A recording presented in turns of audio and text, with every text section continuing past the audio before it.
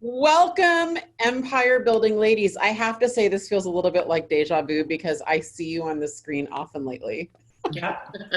Hello. Thanks for having us. We're glad to be here. It's turning into the best part of my week, Friday mornings. Mm-hmm. I grow and stretch and get challenged. It's awesome. Yes. She is on mute. I think she's coming back. We lost her. Well, we've got this, ladies. We've got this. Well, Yeah, we got forget it. My saving Yeah. has been Topo Chico. That has been my saving grace this week. It is my favorite thing. Can you hear me now? I love Topo. You know what? I have a really nice ritual that I have in the afternoon now is I make tea every day. It's my little ritual. And I'm drinking it out of my taco cup. That's awesome. Tacos. Like a British woman. So you guys can't hear me? Yes. No, we can hear you. Oh, you can now? Okay. Yep. I've been going to so many screens. I put my AirPods on the charger so that, they wouldn't run out. And I realized I started this without putting them on. Hi, ladies. You know what's fun about this one, though? When we do our podcast and we record every Friday morning, like Sarah mentioned, when we do our podcast, it's like equal, right? But today, I get the driver's seat. I kind of like it. I know. So for all of you joining us for the first time today, welcome. This is our Wednesday webinar. So we do a webinar. I do a webinar every single Wednesday at noon Pacific time, 2 Central, 3 Eastern time in the United States. I know we have a lot of international guests with us, so you have to do your own math. That's too much math for me. Poor Mountain Time. I know. I just feel bad for Mountain Time. So. I never say Mountain Time, and I feel a little bad about that. Not really. No, I'm kidding. Totally kidding. So what I know is, so we do these Wednesday webinars, and the goal of the Wednesday webinars and what they typically are is they're typically highly tactical. So these are the time, this is the hour, sometimes it goes 90 minutes where it is super tactical, like how to do stuff, right? So I don't want to go away from that. So today I made these high level, like aerial view ladies, like we're going to go down and kind of get in the weeds today and give you highly actionable stuff. I talked to each of them a lot, but I specifically asked each of them, what are you guys kind of killing it at right now? And it's kind of all over the place, from virtual open houses to hiring and recruiting, setting appointments. Seychelle commented about how she's rocking it right now with getting her team's rocking it with getting their buyers to win and multiple offers, driving a lot of traffic and interest in their listings. So we're going to get highly tactical and dive down, but not until I do a little Vopra. So what we're going to do is, we're going to start, and I'm going to have each one of these awesome empire builders introduce themselves. And I think it's better if they introduce themselves, and you guys can just share, what market you're in, and just a brief overview. Episodes 4 and 5 of our empire building podcast, and Hattie can post the link in both Zoom and Facebook Live. Episodes 4 and 5 are kind of our background biographies, and you can get really in depth listening to those. But in a nutshell, why don't we go, because this is the order of my screen, Sarah, Wendy, and Seychelle, just give everyone a quick introduction about yourself, and then I'll dive into some questions. One of these days we should introduce each other, and I think we could have a word for word. Like, you want to do it right now? I'm Sarah Reynolds. Yes. I'm in the DC metro area. Yes, exactly. So I'm Sarah Reynolds. No, you have to introduce someone else. No. I did. No. So, like Wendy said, I'm Sarah Reynolds. I am in the DC metro market, which is Northern Virginia, Washington, D.C., and Maryland. We have expansion teams in Richmond, Virginia, as well as Atlanta, Georgia, and coming to a city near you, I'm sure, too. And so we are super excited to be here. I just feel so honored to be a co-host on this podcast with these amazing ladies. I am a proud mom of 3 beautiful children, 7-year-old, 5-year-old, and 1-year-old. Also a proud wife. And we run a little bit of a different model, I guess you would say, but we are heavy on the inside sales department. So booking appointments on average between like 130 to 150 appointments a week. And then in addition to that, we have different departments of our business. I also am an owner in a company called Amplify with these ladies. And our big mission there is to really broaden the voice of women around the world in business and to really amplify them. And then in addition to that, I own part of a title company, and we just signed the papers for our mortgage company this week. So Congratulations. Yes. That's awesome. Lots going on. Yes. Wendy Papazan, you are next on my screen, my friend. Boom shakalaka. Well, I'm Wendy Papazan, and I run a residential real estate team here in Austin, Texas. And we also have a couple of expansion locations in Dallas, Texas, Houston, Texas, and Minneapolis, Minnesota. I have a home repair and remodeling company.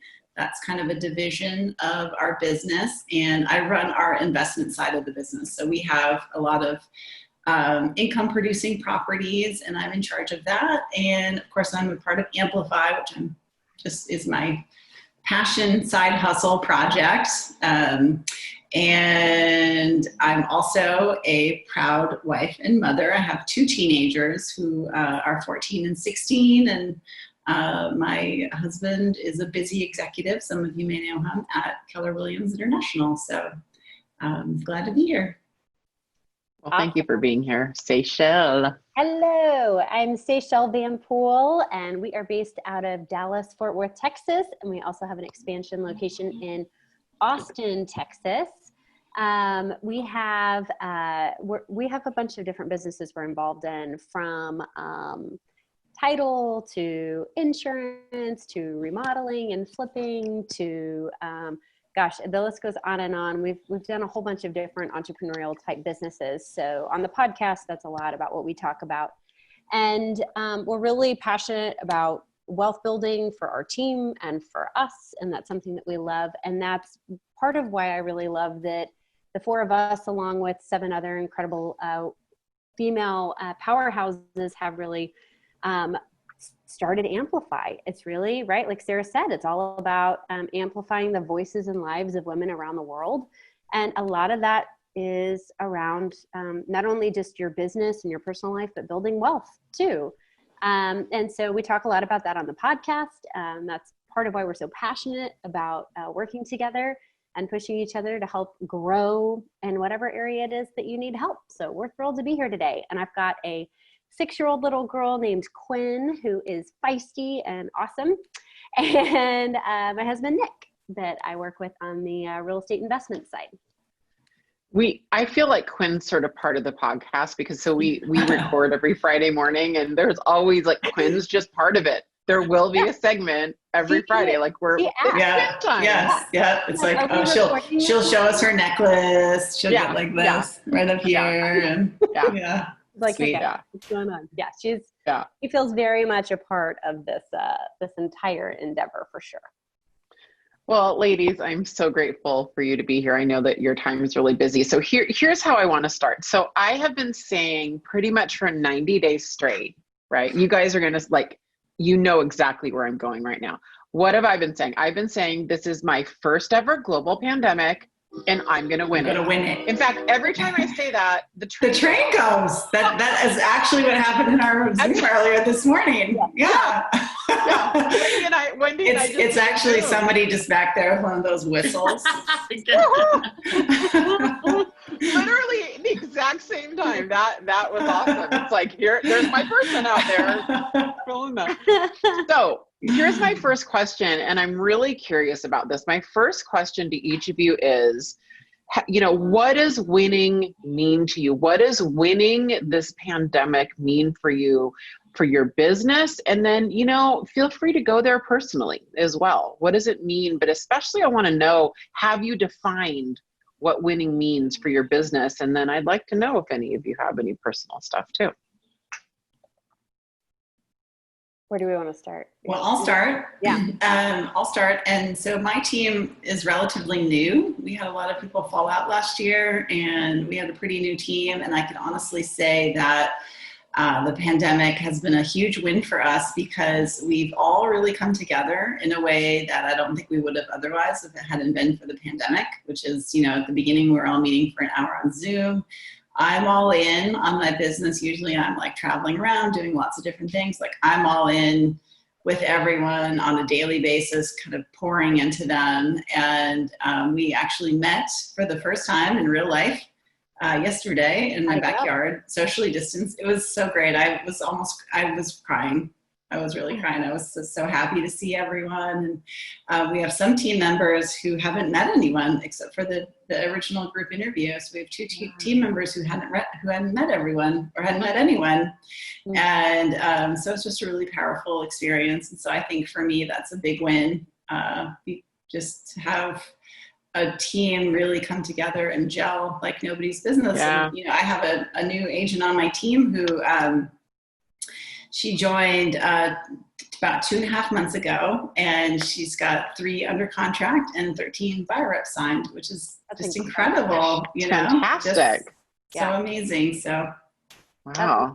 I would love for us to dig into that too, because I know that that's something you're really proud of and just a really awesome testimonial to the onboarding and training of your team too. Yeah. It's nice to know that we could do it virtually. In any market. Yeah. In any market. Yeah. So that's been great. That to segue into that, I think the biggest win for us is like Wendy, we had some natural turnover that occurred in January of this year. So we were in regrouping mode, and then March, obviously 2 months later, we had a lot of change occur.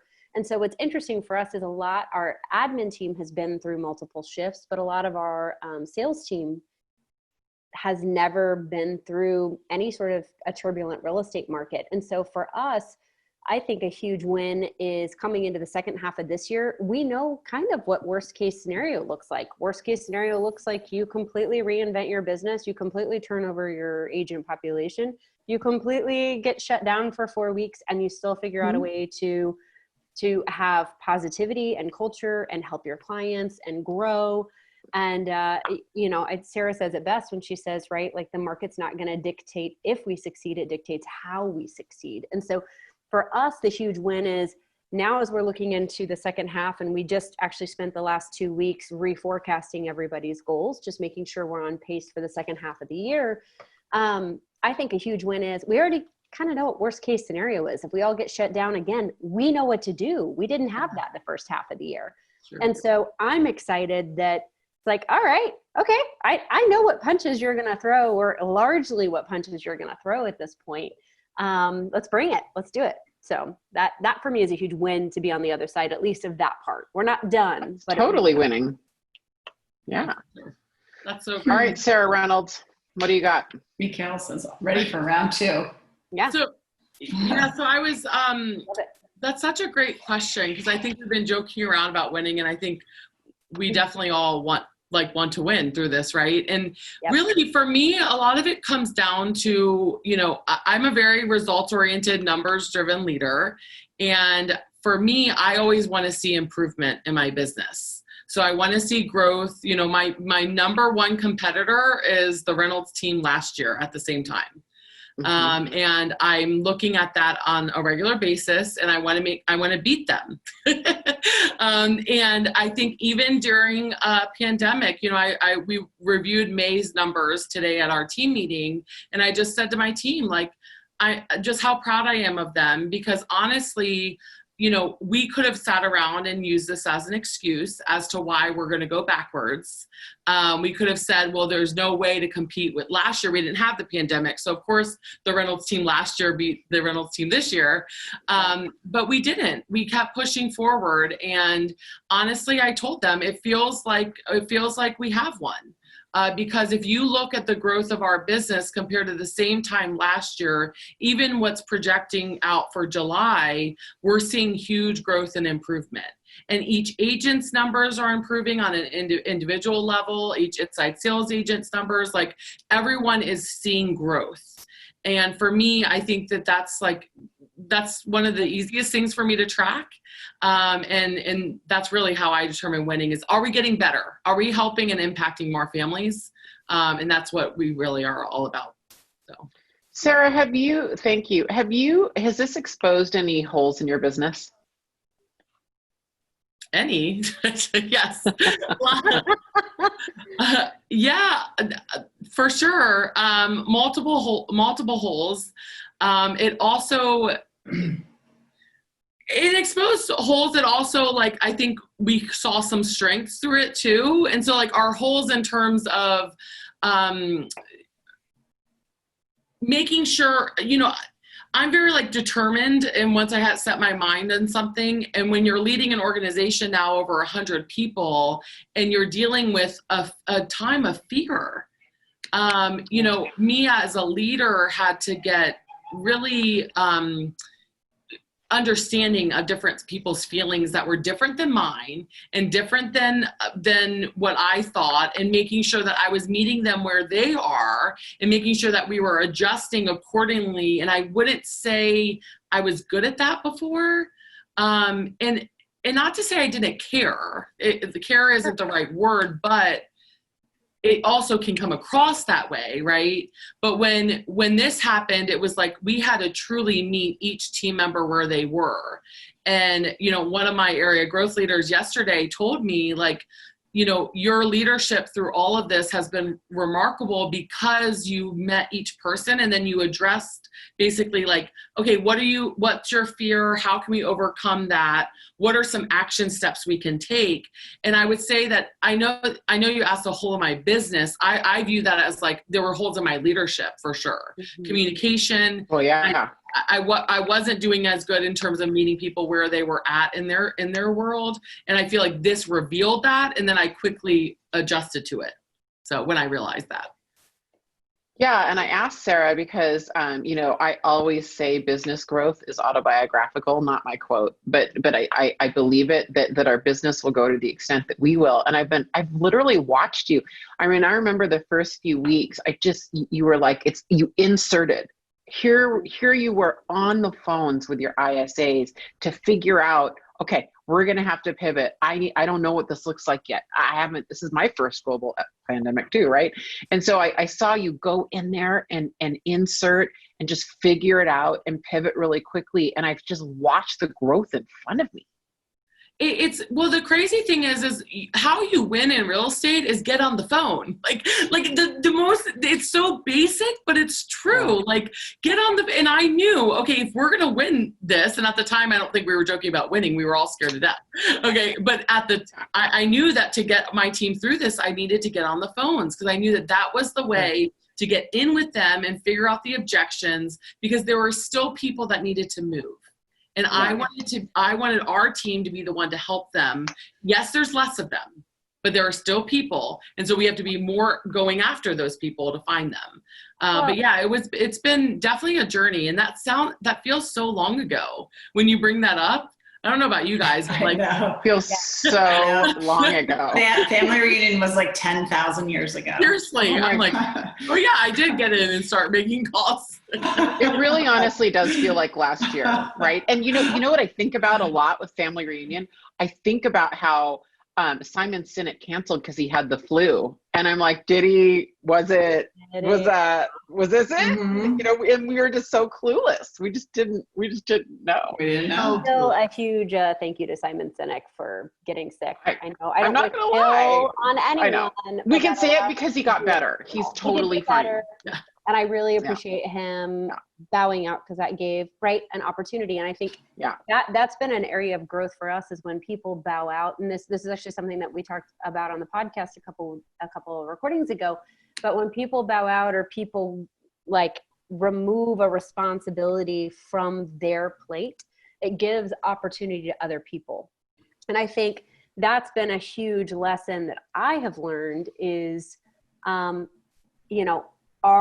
are we doing things the way we should be? Are we doing them the most logical way? Are there ways we can be doing it better? Who could do it better? I mean, we have had, like, our theme for the year was the rowboat, which Seattle. I know you guys know way better than we do here in our flatlands of Texas without the ocean and all the channels. But we talked about the rowboat, and we actually studied like rowing and how rowers operate and how they each are vitally important, and how the weight and the pace and the cadence and everything makes all the difference.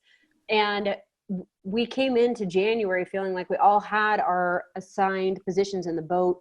We had the right oars and we knew what we needed to do. And then January, when we had this pruning, it was like all the oars got thrown up in the air. Every team member grabbed an oar, and we had to completely reinvent in January. And then COVID happened. We had to throw it up here again, and everyone's catching oars.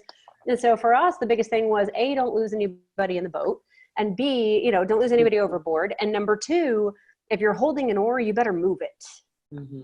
Right? That's right. We can't carry dead weight, or you're going to spin the boat, or you're going to flip it over. And so for us, It's been, let's make sure everybody knows what they need to do, knows the opportunity that's in front of them, and is racing towards that, because without that, it makes it a lot harder.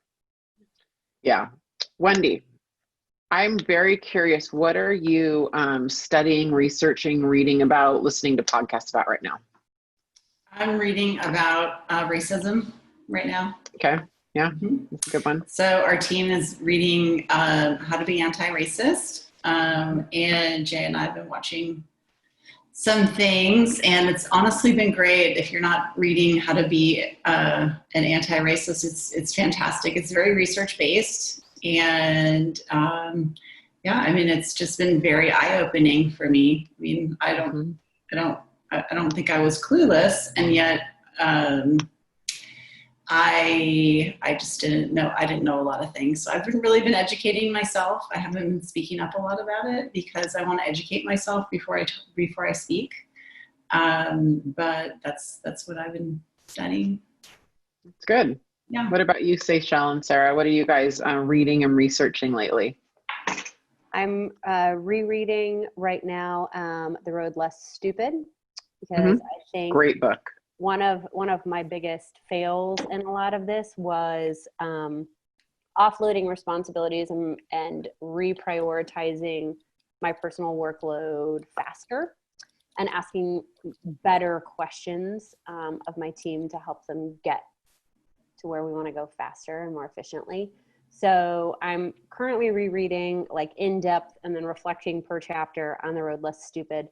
And then I'm listening to a lot of podcasts right now, like The Daily from the New York Times has been really educational for me, both on what's going on health-wise and also what's going on culturally with us too, and helping to improve our society and to be more open. What about you, Sarah? So I just started 1 million followers, thanks to a suggestion by Wendy. And then I started reading, I keep calling it The Motivation, but I think it's called The Motive by Pat. I was actually just looking up. Patrick Lencioni. Yes. Oh, Lencioni. Yeah, because of the Andy Stanley podcast, right? So so speaking of podcasts, I love the Andy Stanley Leadership Podcast. It has had a huge impact on my life, and I listen to it every time. And he interviewed him, and it was such an amazing podcast. And so I just started reading that book last night. Sarah and I are like Andy Stanley leadership groupies. We'll like text each other. Did you listen? Did you listen to the latest drop? Well, the other thing, and I'm not just saying this, ladies, but like honestly, when we're recording the podcast, we're in like recording mode, right? But when I listen back to them and we have to we're listening to them, I'm like taking notes, like of like, of things that you guys say, and I'm learning from you guys. And a lot of it's our work, right? We're working, but at the same time, like I'm learning a lot from our own podcast. Me too. Yeah, me too. Me too. The other one that we're going back and watching is the Michael Jordan series. Yes. Yeah, that's good. I've watched part of it. Yeah, it's just amazing. There's so many incredible lessons, both in leadership and teamwork and drive, and just I'm learning. It's kind of myth debunking. It's actually that's a fascinating topic. That whole story, but. anyway. Yeah. I'm going to ask myself the same question. So what I do What about Yeah. What What about you, Via? Oh, thank you, Wendy. Oh my God. I because of this podcast, that's the only reason I brought it up for myself is because I find that when I'm deeply enmeshed in a project, I kind of go down a rabbit hole in it, you know? Mm-hmm. And so I'm rereading I can't remember The Art of Storytelling. I can't quite remember the name of it, by Carmine Gallo, I think it is. Oh, that's that podcast you sent us. Yeah, I started to listen to that. Mm-hmm. And then, but I'm reading his book, and then I'm listening to it on Audible, and then I'm physically reading. It's called The Beautiful Question, and it's how you can ask yourself and framework questions for a creative process. So it's been really fascinating. I've already found myself tackling like a super big question that I'm going to totally talk to you guys about next week at our dolls thing. But, you know, asking yourself, it's like a framework for figuring hard things out, asking yourself questions, which I think is interesting. And then I just started White Fragility. So I'm excited to finish that one. I saw her video. She has a really good video out, the author, that changed how I thought about. I always thought that my individual lack of prejudice, because I'm so, you know, deeply in my heart anti-racist, that I realized that was actually, I'm not prejudiced, but there's a systemic racism that's different. And that's what this conversation is about. And it just blew my mind. I hadn't thought of it that way. You know. Yeah. Well, I mean, I'll give you an example. Yeah, I'd love to hear it. This morning I was I don't even know what I was looking at, but the idea of a master bedroom, for those of you in real estate, is incredibly racist. I've heard that. Yeah. I've heard that. There's a whole debate going on. You know? Yeah. Owner suite is another way to say that I've seen for new construction. What is, ladies, in no particular order, you guys can, answer it however you want. What is the question you are getting asked the most lately since our podcast started? Where do I find that spreadsheet on numbers tracking that Sarah mentioned in the podcast that didn't make it in the show notes? Oh my gosh, you get that? Yes. Make your notes. For spreadsheet. And we're like, how do we get something on the show notes? We don't know. Like, the people do it. The people do it. We've had some really funny moments in our podcast, like where we'll talk about things and we're like, well, wait, who actually does that?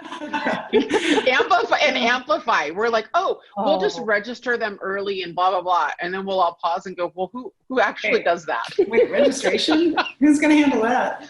Wait, someone has to actually do it. We don't just say it and we have a team that.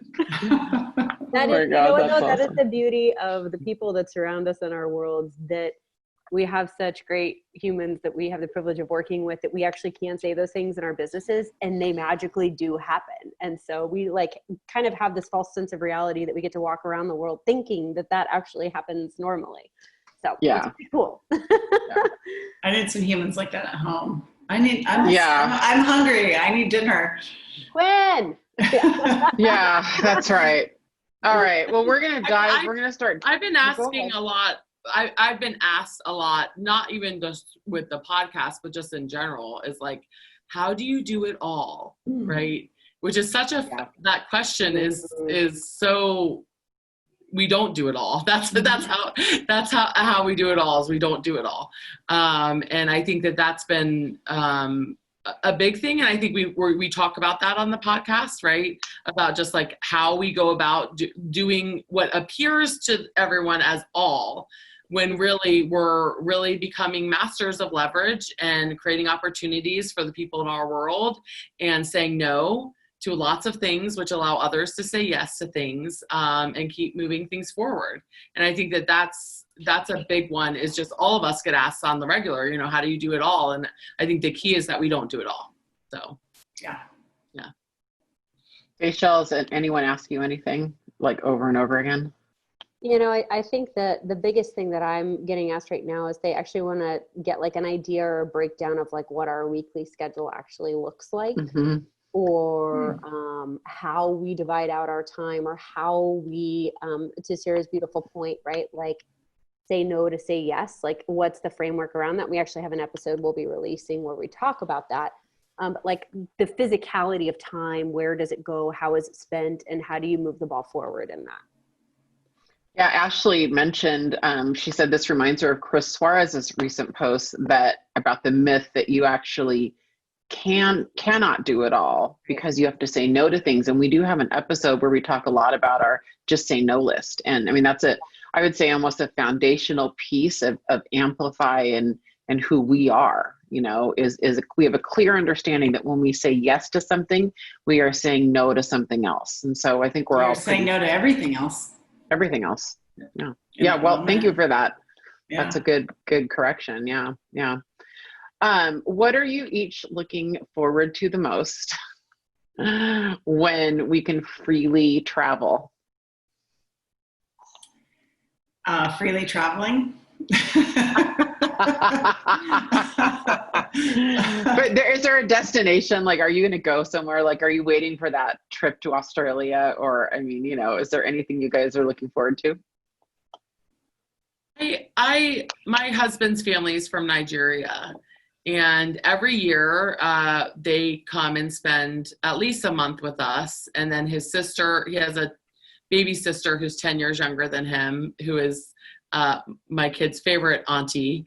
And I miss them terribly. They were supposed to be here June 5th. And I just want to be with our family again, all of us in one place. So for me, it's not, That's a good answer. I would love to, you know, we were supposed to actually go to Israel all together. Right now we would be in Israel. But we aren't, obviously. And I just miss just being together. Right now, I don't care where we are. I just want to be together with them. They're a key part of our lives. So. Yeah. What about you guys? Anything? Same thing? Nothing? I'm the same. I mean, we are going to go visit my dad. He's been, you know, my stepmom has had some issues and she's been in a facility. And so he's been alone. He's in a wheelchair.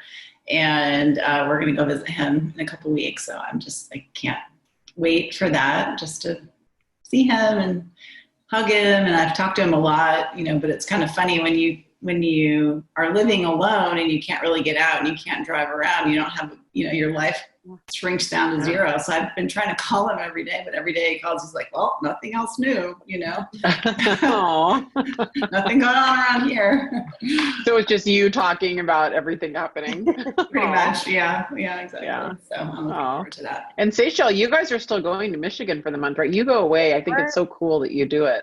Yeah, we're hoping to get up there this year. The blessing is that everyone has been stuck in their houses, and they all decided what they want to remodel in their homes. And so Nick's business is like, I mean, out his ears with remodels, which is we're incredibly thankful for. And with him being from Michigan, right, like that freshwater beach for him is like his centering, and so. You know, getting to get up to northern Michigan. We usually go for a month, but it may be 2 weeks or a week even this summer. If we can get up there, would be just awesome. And it's pretty remote up there as it is, so we're not around a ton of other people. But that's on the list. If we can make that happen, that would be really, really awesome. I'm not from Texas, but I imagine August in Texas gets really hot. It's freaking hot, man. It's we've already had a day over. I've been there, actually. I'm not okay with this. So yeah, I mean, mega camp in August, like taking my son to Austin. What am I saying? It was so hot. It was like, I can't even describe that oppressive heat when you're coming from Seattle. Anyway. All right. So everybody get your notes out because we're going to get tactical now. So I want to start with a story and then I'm going to toss it to Wendy. And then, you know, you guys feel free to jump in. And my story is I blew off this whole virtual open house thing. I thought, you know what, how hard is it to stick an iPhone up, walk through a house, stick it on Facebook Live? I mean, look, I'm on Facebook Live now. I know how to do that, right? I blew it off. So I don't sell a ton actively anymore. I do sell homes, but it's sporadically. So the first part of this COVID thing, I was just, doing my day job, which is I'm the general manager for our brokerage as a Kinney company. I'm on the leadership team for our ancillary services. I'm busy, and we had 8 market centers that we had to take care of. And then I started taking listings again. So I finally take a listing a few weeks ago. And I think, I'm going to do a virtual open house. This is great. And I literally don't think you could screw up a virtual open house as badly as I did. Really, I'm pretty convinced that I screwed that thing up. Like I almost made things worse by doing it. It was such a bad screw up. Like, I'm like, oh, Wendy says it's better if we pre-record it and upload it like as a watch party, which I had never done. First lesson, don't just experiment with something you've never done for this thing that you've announced. Don't do that. So I announced this big open house. I do this like 8-minute video, and it occurs to me like 3 minutes before I got everyone, the open house is at 10, that I hadn't uploaded this 8-minute video. It just starts there and it gets worse. And then I remembered Sarah saying, you've got to do calls to action. And so I totally didn't do that at all. Like, there is no calls to action.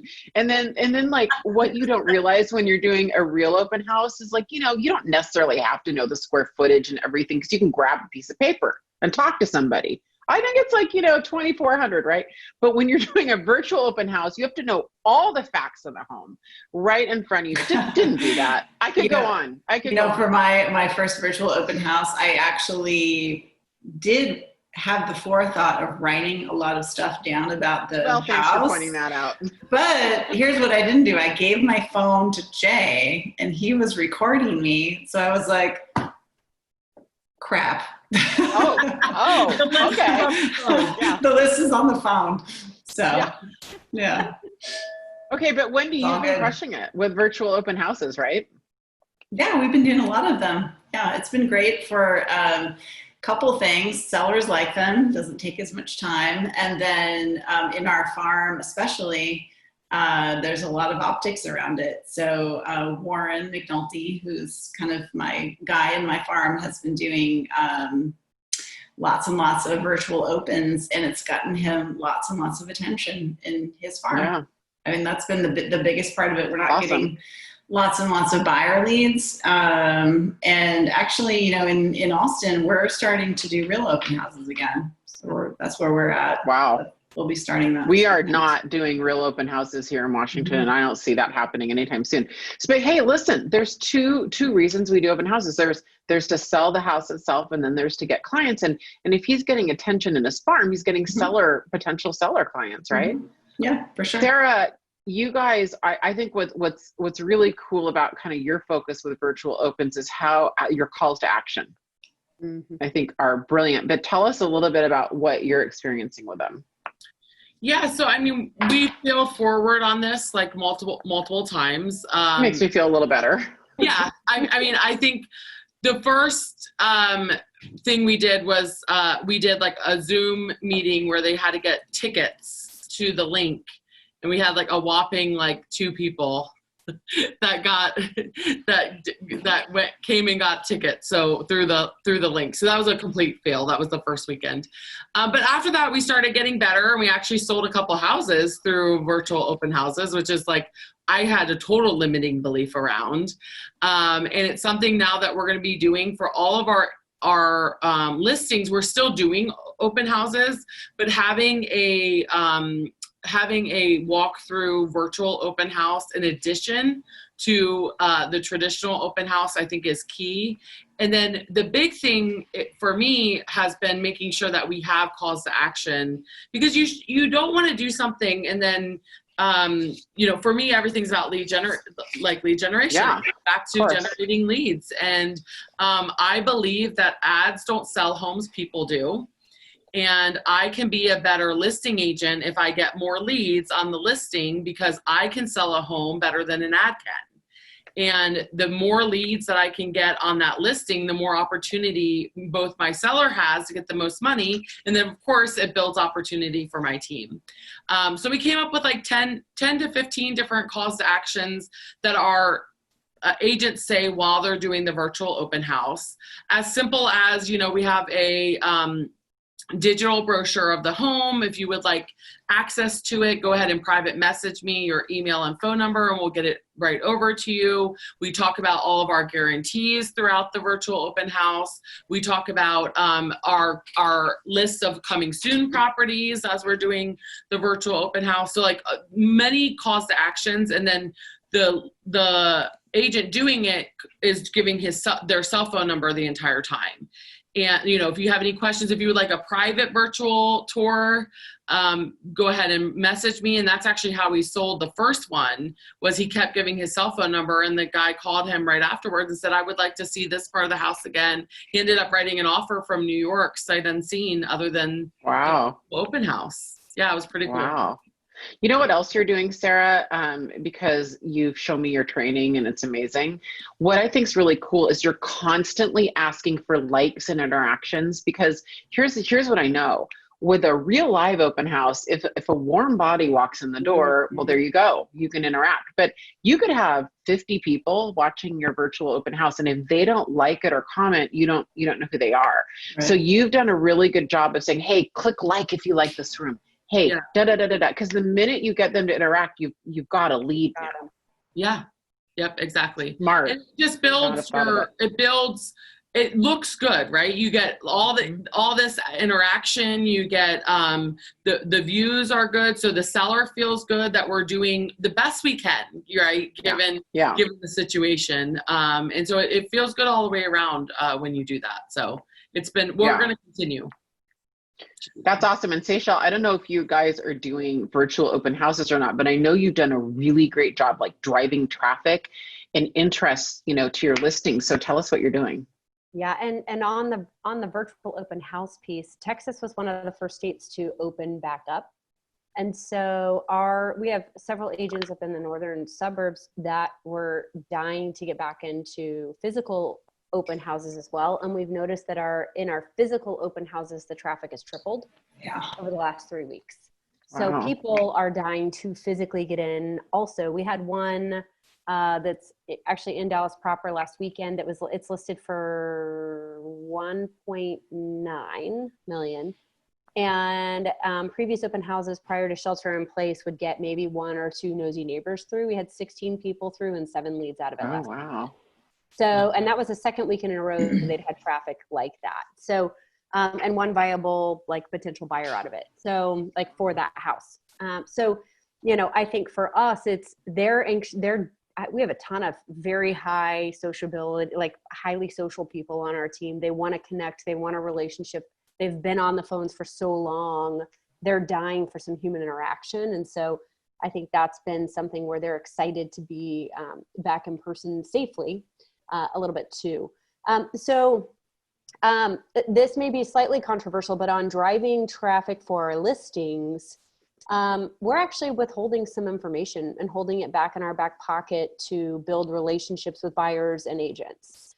Like the Matterport or 3D walkthroughs or drone tours. We'll even fly a drone through the physical houses if you're walking it instead of just a 3D tour.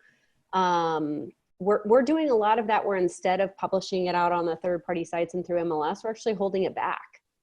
And before a buyer's walking through a home or getting to schedule a showing to go see it, they're getting that information at that point. So the showing becomes the second showing.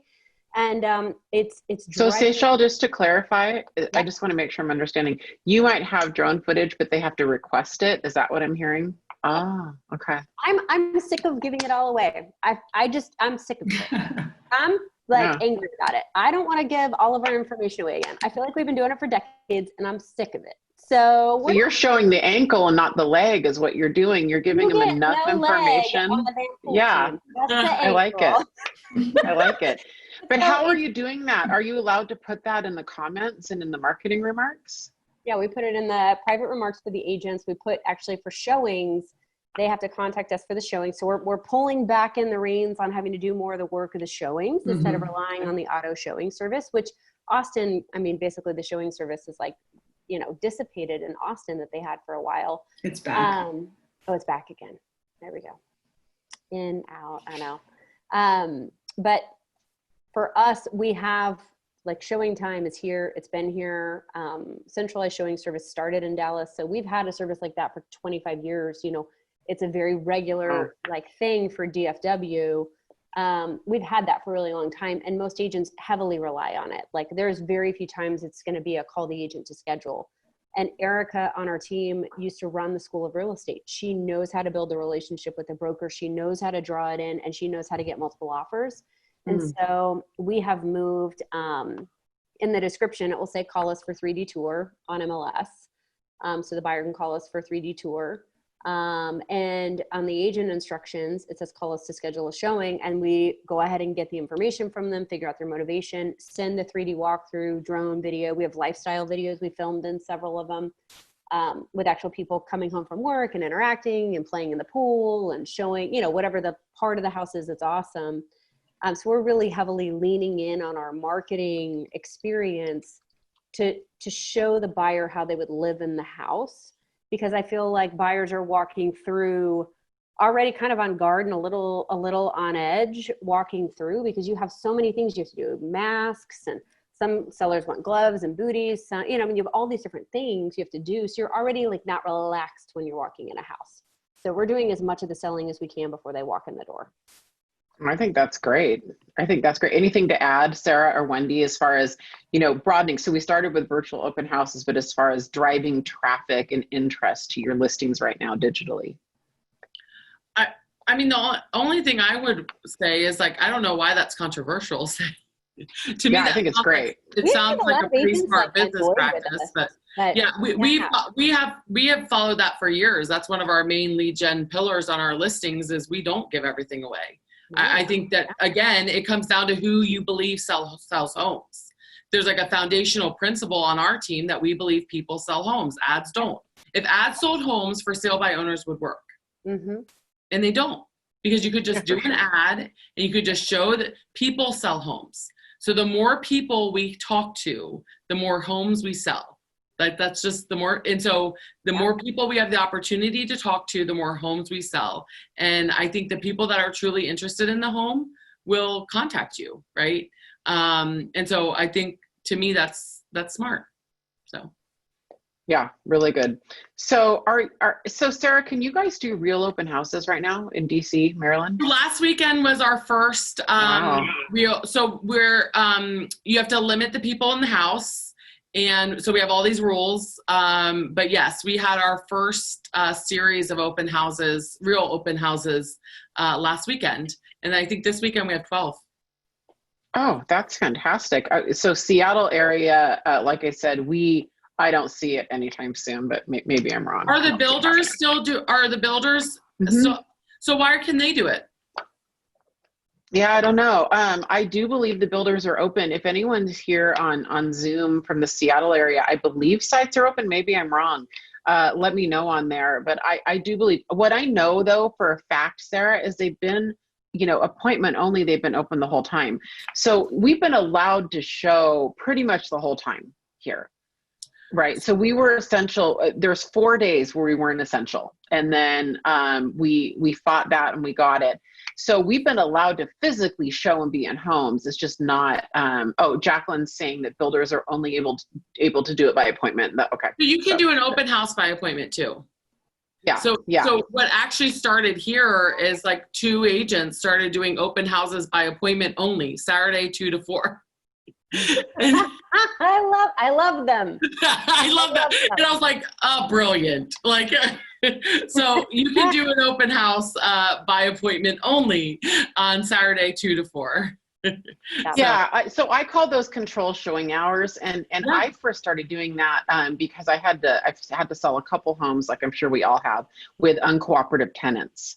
Oh, yeah. Where we gave 24-hour notice, and then I was present or a team member was present, and we would consolidate all of our showings. Essentially, it was like, if you wanted to come see the house, you know, and whatnot, we couldn't advertising it as an open, but you'd have like 10 or 15 agents in at a given time, and I was there.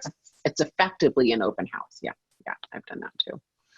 So most of us are in very, very strong seller markets right now, which means our buyers are experiencing tight supply, which means multiple offers and all that fun stuff. What are you guys doing? I know, Seychelle, you're having a really good results right now with your buyers, but I'd also like to hear from the other two what you guys are doing with buyers right now. Well, you want to start? Or Wendy? Go for it. No, it's fine. No, Wendy. No, for us, it's kind of business as usual. We have 150 people that are moving to the Austin area every single day. And we've basically experienced that since I've been in Austin for 20 years. When I moved here 20 years ago, we had 150 people moving. The population was 1 million, and now it's 2 million. So we've effectively doubled our population in 2 years. Jeez. And so we do all the things that you normally do with, train our buyers on multiple offer situations, all the best terms, writing a letter, how to develop rapport with the other agent. And honestly, I hate to say this, but it's often you have to lose out 2 times to get your third, one, and totally. I know that we were just talking about that this morning. One of our agents was in a multiple offer situation with 10 people, and they ended up winning. But it was their third contract they wrote, or second or third contract. So it's really how bad you want it, and the price points are just going up like crazy. I mean, there's really nothing under $250,000 really in any of our markets, whereas a year ago. So. Yeah. What are you guys doing to help, either educate your buyers or equip them? Sarah? I actually just did a training, India, she leads a team out in Maryland. And I just trained her team because they're struggling with this and because inventory is so low. And I think all the multiple offer stuff is like super powerful, but really what we're training on and what we're constantly doing is finding off-market properties and being super proactive. Like, I was shocked when I just trained my team on time blocking, and I said, every day, one of the things that should be time blocked is searching for homes for your buyers. And like half my team was shocked to hear me say that. And I was like, where have you been with how are you on my team and not know that or doing that? Because we proactively search for houses for our buyers. We don't let auto searches. We are not Uber drivers. Mm-hmm. Uber drivers take directions and they just do what you ask them to do. We are high paid. We guide people.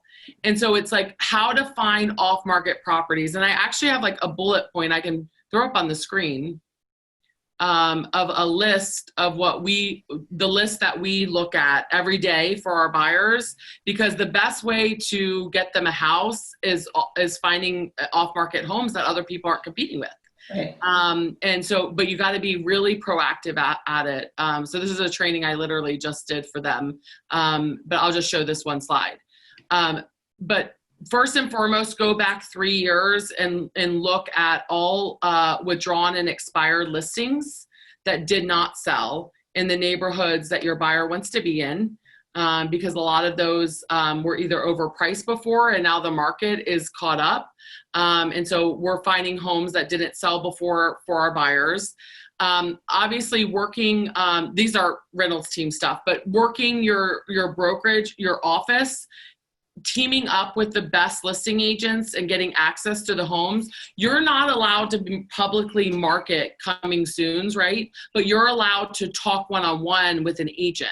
So searching the MLS for the top listing agents of where your buyer wants to be and becoming their BFF. I'm talking best friend. Okay. And tell the story of the buyer, literally tell the entire story of the family that you're helping. For sale by owner websites, all of the for sale by owner websites, we're showing every weekend, we're showing for sale by owners properties because we're finding them. Zillow coming soon, as well as Zillow now has a for sale by owner section. Realty Track will submit pre-foreclosures, so people that are in financial hardship.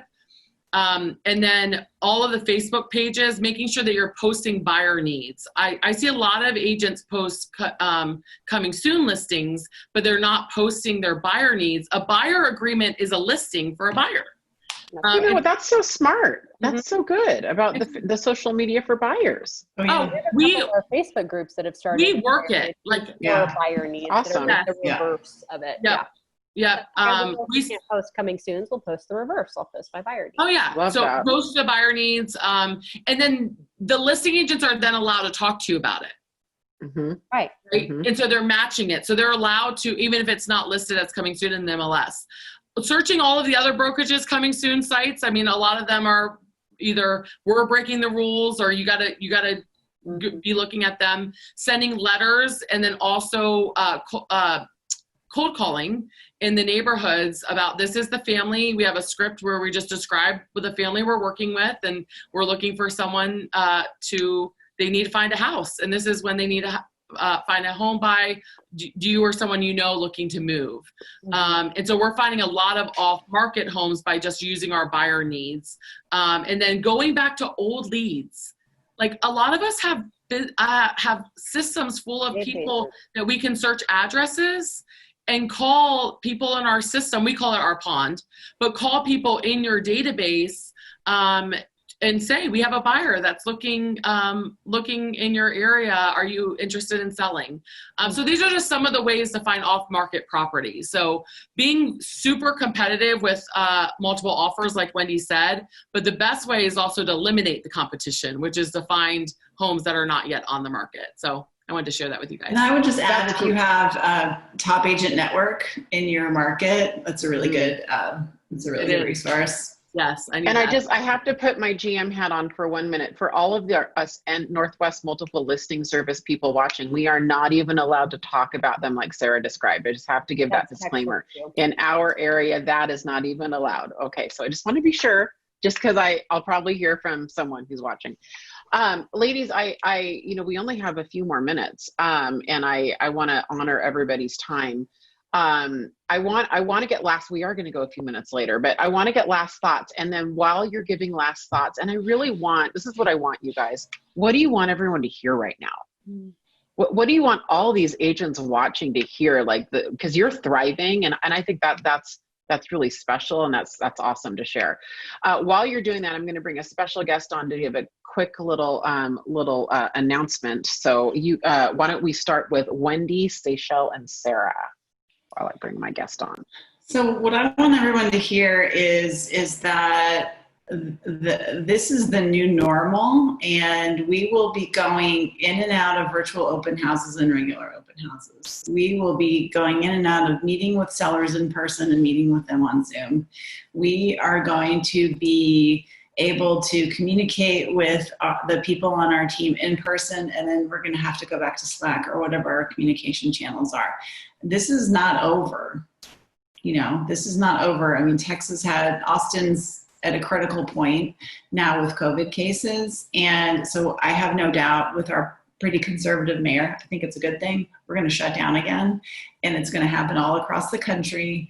And so if you've been hesitant waiting for things to open up or to kind of change your systems and processes, you cannot wait, because it's going to happen, and it's going to stop, and it's going to happen, and it's going to stop. And until we get a vaccine, which at the earliest will be January, it could be a whole nother year, then you've got to start pivoting, and you've got to be adaptable. Otherwise, you're literally going to go to business. So I love that, because mine totally comes right following you, which is if and correct, our market is not going back to the way it was like that. We've been saying in our region, nostalgia is a dirty word, right? It's a dirty, dirty word, nostalgia. And we're not going to go back to where we were for quite some time, if ever. Honestly, I think there's a lot of things that are going to be better. So mentally, and this is self-talk for me too, every day, what are you doing to help protect your body? What are you doing to help protect your marriage and your relationships? Which I know for me, it's like some days are awesome and some days are really, really hard. What are you doing to protect your mindset? What are you doing to protect your people and your culture and your positive attitude? Because that is what's going to help you stay mentally and physically strong enough to not just survive, but to absolutely explode and grow and thrive and make more money than you've ever thought imaginable in the next 2 years. That's awesome. Awesome. Yeah, for me, everything comes down to mindset, like what Seychelle said. I mean, in protecting your mindset and making sure that, if you're, all of us are leaders, right? We're leaders of our clients. Many of us are in leadership positions on our teams, in our brokerages. And as leaders, especially, we have to protect our mindset. So everyone listening, eliminate so many things that are distracting us right now and really focus on, like Seychelle said earlier, the market doesn't dictate if we're successful, it dictates how we're successful. So what Wendy said, like being able to just adjust to the how quickly, because giving up, not for my team, not reaching and impacting 1,250 families this year with or without COVID, it's not an option. We're going to do it. And I don't care what's going on, because we are going to impact, as realtors, we're on the front lines with people. We literally are on the front lines. We help impact them during one of the most stressful times of their life, which is buying or selling a home. And that's a true honor, guys. It is. And honestly, we get to come alongside them and we get to help them in the midst of a super stressful time. Not only stressful in a regular situation, the stress of dealing with it during a pandemic is even worse, right? And what's so important is that oxygen mask. We have to protect our own mindset. We have to protect our own bodies because we need to turn around and be available to our clients and be there to impact and serve them at such a big level. So protect your mindset. If you need to change who you're around, if you need to change who's getting into your world, do it.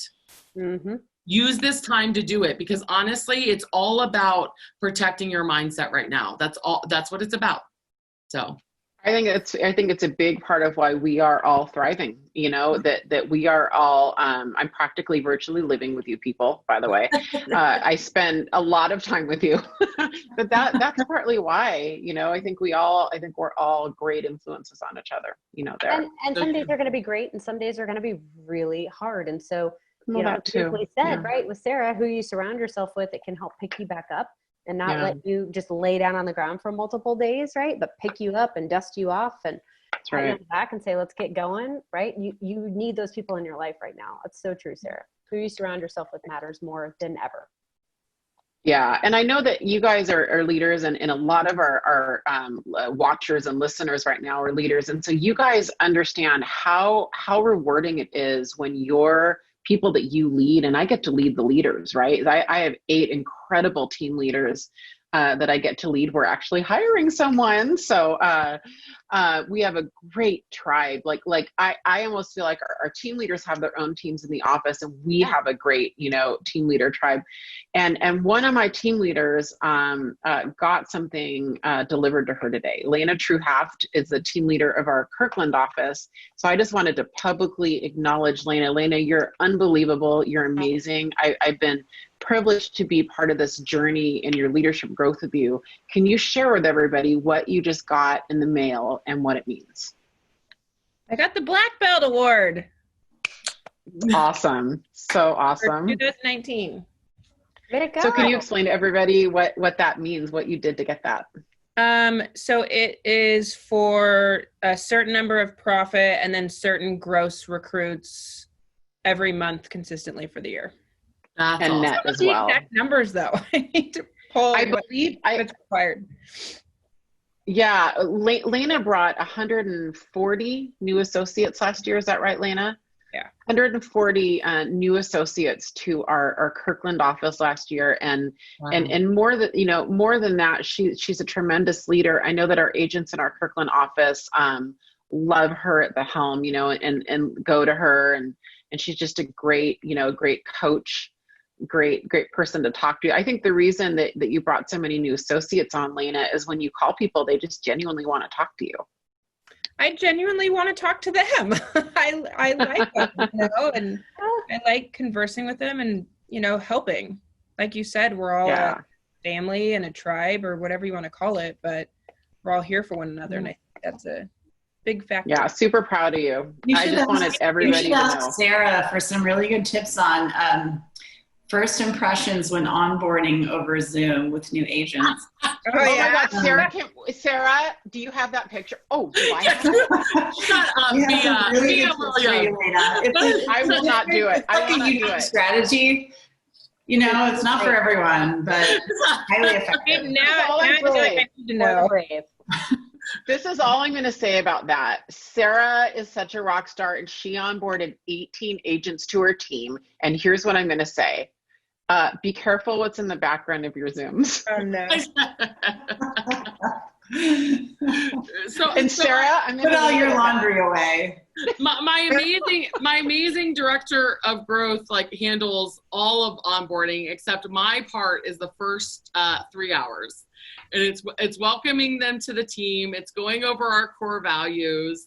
I talk about our mission of impact and what we're going to do together. And I show our 3-year org chart and our opportunity map. And it's like one of the most exciting times. There's crying, there's all these emotions. So I get done, and my director of growth texts me and says, "You had a bra in the back of your, right here, basically, the entire time." And I was like, what?